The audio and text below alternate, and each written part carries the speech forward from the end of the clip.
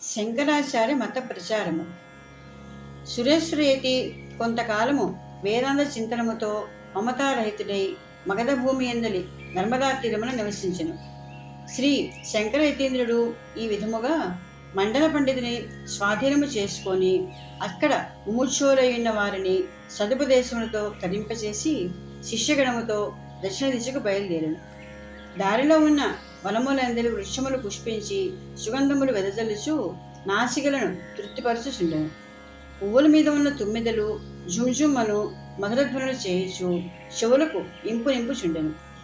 క్రమక్రమముగా శంకరాచార్య స్వామి మహారాష్ట్రము మొదలు దేశములకు పోయి అక్కడ ఉన్న మతాంతరులను సులభముగా జయించి వారి గర్వమడించి తన గ్రంథములను ప్రచారము చేసి అద్వైత మత ప్రాశస్త్యమును చాటి అక్కడి నుండి శ్రీశైలమునకు చేరెను.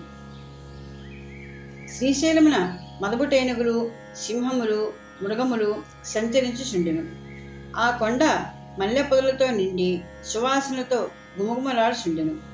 అక్కడ ఉన్న తరంగములతో నిండి కలికల్మష భంగమగు పాతాళగంగ మల్లికార్జున లింగ సంగయే భంగురములైన అంగములకు అభంగురత ఆపాదించులని పోషించినదా అన్నట్టు ధ్వని చేయుచుండెను.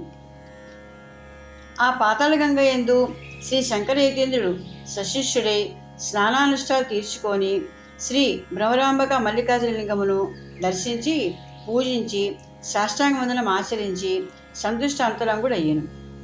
అక్కడ ఉన్న కృష్ణాతరంగిణి ఒడ్డున మామిడి చెట్లు కలవు.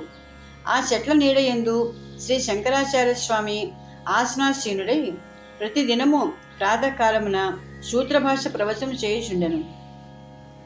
శిష్యులను అక్కడ ఉన్న పాశుపత, వైష్ణవ, వీరశైవ, మాహేశ్వర మతస్థులను ఆ భాష వినిచుండేది. అందు పాశుపతాది మతములు యుక్తి ప్రమాణములచే ఖండితములై నిరాకరింపబడి ఉండెను. అది వినిన తోళనే అచ్చడి వారు అసూయాగ్రస్తులై అద్వైత మతమును ఆక్షేపం మొదలెడిరి. అప్పుడు సురేశ్వర, పద్మపాదాది శిష్యులు వారి ఆక్షేపించుచు వారి మతములను యుక్తి ప్రమాణములచే సమూలముగా ఖండించిరి.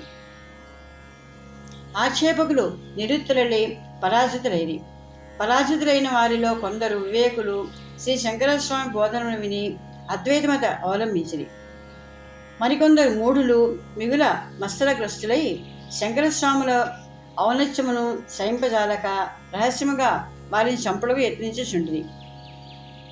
ఒకనాడు ఒక కాపాలికుడు శంకరాచార్యుని ఎట్లయినా చంప ఉద్దేశించి కృత్రిమ సన్యాసవేషం వేసుకొని ఏకాంతంలో ఉన్న ఆచార్య వద్దకు పోయి సాష్టాంగవందనం ఆచరించి 5-10 చేసి, స్వామి, సర్వజ్ఞుడవగు నీ దర్శనార్థము చిరకాలము నుండి వేచి ఉంటుని.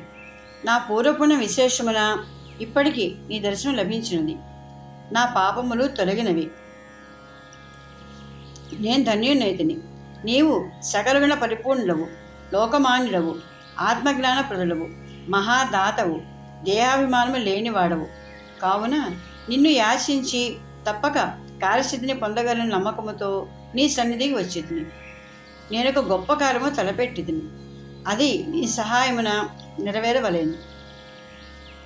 నాకు ఈ శరీరముతో కైలాసమున కలిగి ఈశ్వరుని సన్నిధానమున చరింపవలని కోరిక కలిగి ఈ మనోరథం ఈడేరుటకు చిరకాలము నియమబద్ధుడిని ఉగ్ర తపస్సులచే ఉగ్రభైరవుని ఆరాధించింది. ఉగ్రభైరవుడు ఒకనాడు స్వప్నం ప్రత్యక్షమై, నేను నీ తపమునకు తృప్తుడనైతిని.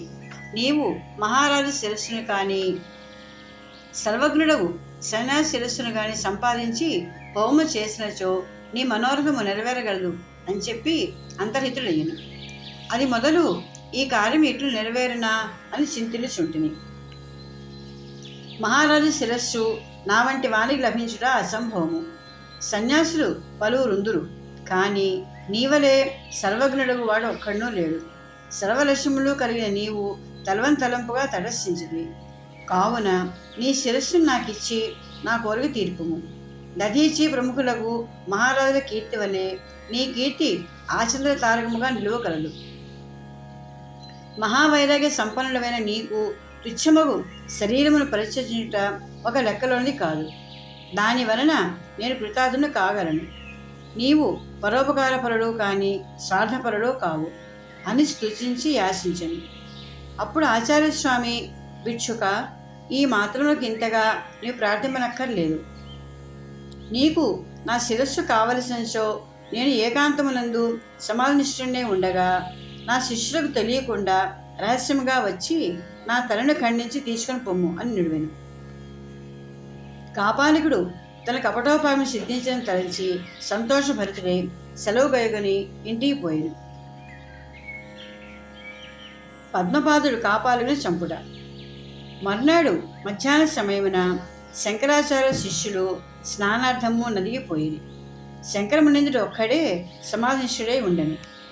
సమయము కొరకు వేచిండిన కాపాలికుడు అదే అదనుని గ్రహించి త్రిపుండ్రములు దాల్చి అస్థిమానులు త్రిశూల ఖడ్గములు ధరించి భయంకరమగు భైరవాకారముతో శంకరాచార్యుని సమీపించి ఆచార్యుల తల నరుకుటకు ఖడ్గము పైకెత్తెను. శంకరాచార్య స్వామి బాహ్య దృష్టిలేమిచే కదలక మెదలక ఉండెను. అట్టి సమయమున నృసింహోపాసకుడకు పద్మపాదునకు దేవతానుగ్రహం వలన ఈ అపాయమంతైను స్ఫురించి వెంటనే అతనిపై నృసింహుడు ఆవేశింపగా నృసింహావిష్టుడైన పద్మపాదుడు తక్షణమే ఒక్క పరుగులో వచ్చి ఖడ్గహస్తుడై నిలవబడిన కాపాలికుని కిందో పడవేసి వాని ప్రేవులు చీల్చివేసి దిక్కులు బద్దలగినట్టు గర్జించెను. దంశాకరాళమగు ముఖము నుండి అగ్నిజ్వాలలు బయలుదేరను. రోమకూపముల నుండి అగ్నికణములు వెడలి విజృంభించుచుండెను. బ్రహ్మాండ భాండములు బద్దలుగినట్టు అట్టహాసములు చేయుచుండెను. ఆకాశముల దేవతలు భయకంపితులై దోషుల్లోకి, మహానుభావ, అకాల ప్రళయము రానియవలదు, కోపం సంహరింపమని ప్రార్థించుచుండిరి. ఆ ధ్వని విని తక్కిన శిష్యులు వచ్చి ఈ సంఘటనను చూసి ఆశ్చర్యచకితులై చిత్ర ప్రతిమల వలె నిలువబడి ఉండేది. అంతలో శంకర భగవత్పాద స్వామి ఈ ఆర్భాటమునకు సమాధి విడిపోయినందున కన్నులు తెరిచి భయంకరమగు నృసింహాకారమున్న పద్మపాదం చూసి నిర్భయుడై హర్ష భాష్మములు కన్నుల కప్పుచుండా ఏట నిలువబడి 14 శ్లోకములచే ఆ నృసింహస్వామిని స్తుతించి ప్రసన్నుడవని ప్రార్థించెను. వెంటనే నృసింహాకారం తొలగి పద్మపాదుడు నిజరూపముతో దోషులకి నిలవబడి ఉండెను. అనంతరము శంకరదేశికేంద్రుడు, వచ్చా, నీ నృసింహాకృతి విషయము నీ సహాధ్యాయులు వినట ఉచ్చరించుచున్నారు అని పలికెను. పద్మపాదుడు సాష్టాంగ ప్రణామం చేసి, స్వామి, నేను అహోబిలమును కొండ మీద చాలా కాలము నృసింహమంత్రమును జపించుచుంటిని. ఒకనాడు ఒక కిరాతుడు వచ్చి, స్వామి, నీవు చిరకాలము నుండి ఈ కొండ మీదనే ఏదో జపించుచున్నావు, అది ఎందుకో చెప్పుము అని కోరాను. అప్పుడు ఓయి, కంఠం వరకు మనుష్యాకారమును పైన సింహాకారమును గల మృగము నాకు కావలేను. అది నా కన్నులకు కనిపించడం లేదు. దాని కొరకే ఇంతకాలము ఇచ్చట ఉంటేనని చెప్పింది. వెంటనే ఆ బోయివాడు అడవి తీగలతో కట్టి నరసింహస్వామిని తీసుకుని వచ్చి నాకు చూపెను. నేను పరమానంద భరితుడిని ప్రదక్షిణ నమస్కారాలు చేసి, మహానుభావ, నేను ఇంతకాలం నుండి ఈ మంత్రము జపించుచున్నను, నాకు అగుపడక ఈ మరొక కిరాతునికి ఇంత వశుడవుటకు కారణమేమిటని అడిగింది. నృసింహస్వామి, వచ్చా, ఈ వనచరుడు నా యందు బుద్ధిని స్థిరముగా నిలిపినట్లు నీవు స్థిరస్థితుడు కాలేకపోతివి. అందువలన నీకింతకాలము దర్శనం లేకపోయాను. కానీ ఇటుపైని నా మంత్రము నీకు సిద్ధించి నేను నీకు వశ్యుడిగా ఉండను అన్యుడివి అంతర్ధానం అందెను. దైవమే ఇప్పుడు నన్ను ఆవేశించి గురుద్రోహము తలంచిన వీరిని తెగటార్చెను అని విన్నవించెను. ఆ మహాకాలమునకు అందరూ సంతోషించిరి. మృతుడైన విప్రబాలుడు సజీవుడవుట. తరువాత శంకరాచార్య స్వామి శిష్యగణమును వెంట పెట్టుకొని క్రమక్రమముగా తీర్థమును సేవించుచు సముద్ర తీరమున ఉన్న గోకర్ణ క్షేత్రమును చేరును. ఆ క్షేత్రవాసులు ధర్మాచరణ పరాయణులు. క్షేత్రదేవత అయిన గోకర్ణేశ్వరుడు అర్ధనారీశ్వరుడు. ఆయన హస్తమున మృగమును, పార్వతి హస్తమున శుకమును కలవు. శ్రీ శంకరాచార్య స్వామి గుణాతీతుడకు గోకర్ణేశ్వరుని ఆత్మభావంతో అర్చించుచు 3 దినములు అచ్చటనే ఉండెను. శ్రీ శంకరయతీంద్రుడు హరిశంకరమును దివ్యశ్రమణ కరిగి అక్కడ భేదవాదుల భ్రమను తొలగించుటకై అద్వైత ముద్రను ప్రదర్శించుచున్న హరిశంకరుని దర్శించి పూజించి పరమానంద భరితుడై హరిహరపరమైన పదజాలముతో దశావతారములను స్తుతించి నమస్కరించి సంతుష్టుడై అక్కడి నుండి శిష్యులతో మూకాంబికా క్షేత్రం చేరెను. అచ్చట ఒక గృహము వెలుపల బ్రాహ్మణ దంపతులు చచ్చిపోయిన కుమారుని దగ్గర ఉంచుకొని మిగులు దుఃఖించుచుండిరి. శంకరాచార్య స్వామి వారిని చూసి దయాద్ర హృదయుడై తాను కూడా వగచుచుండెను. అప్పుడు రక్షించుటకు శక్తుడు కానివాని దయ మరింత దుఃఖమున కారణమవును అని ఆకాశం నుండి ఒక నుడి వినబడింది. శంకరాచార్య స్వామి ఆ మాట విని ఆకాశం వంక చూసి, పరమేశ్వర, నీ మాట సత్యము. జగత్రయి రక్షణ దక్షుడవు నీ ఒక్కడివే, అన్యుడు లేడు. అకాల మరణమును చెందిన ఈ బాలుని నీవు కాక మరి ఎవరు బ్రతికింపగలరు అని పలికెను. అంతలో మరణించిన బ్రాహ్మణ బాలుడు నిద్ర నుండి మేలుకొన్నట్టు సజీవుడై లేచెను. అప్పుడు అతని తల్లిదండ్రులు పరమానందము పొందిరి. ప్రజలందరూ నివ్వెరపడి శంకరాచార్యుల మహిమను గురించి చెప్పుకొని తెచ్చిరి. పిదప శ్రీ శంకరాచార్య స్వామి సాల రసాల హింతాల తమాల వృక్షములతోడ రమణీయమైన గ్రామాంతము కలిగి సాధన సంపత్తులకు సిద్ధిస్థలమై ఉన్న మూకాంబికా దేవాలయమును ప్రవేశించాను.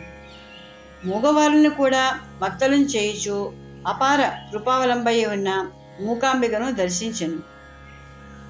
తోడనే శంకర యతీంద్రుడు ఆంధ్రభాషములు కన్నుల కప్పుచుండ, రోమాంచములు గాత్రమును ఆవరింప, భక్తావేశము హృదయము కదిలింప, పరిపరి విధములుగా స్తుతించి దేవిని ప్రసన్నుగా చేసుకొని ప్రశాంత చిత్తుడై కొద్ది కాలము అక్కడనే ఉండెను. తరువాత శ్రీ శంకరాచార్య యతీంద్రుడు సశిష్యుడై బలి అనగ్రహారము చేరెను.